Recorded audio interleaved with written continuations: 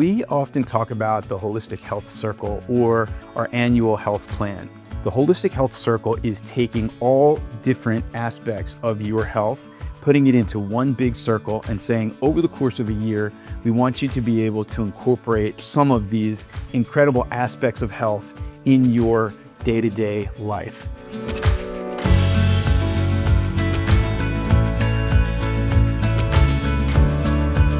Sometimes it's very simple. It's how do we eat more healthy? How do we have a more nutritious diet?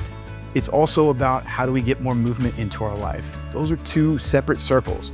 Then we have medical care. Medical care incorporates things like getting an annual physical. Then we have different treatments or therapies that can help boost your body's natural ability, not to just heal, but also to thrive, to function at a high level. So one aspect of that therapy circle is red light therapy.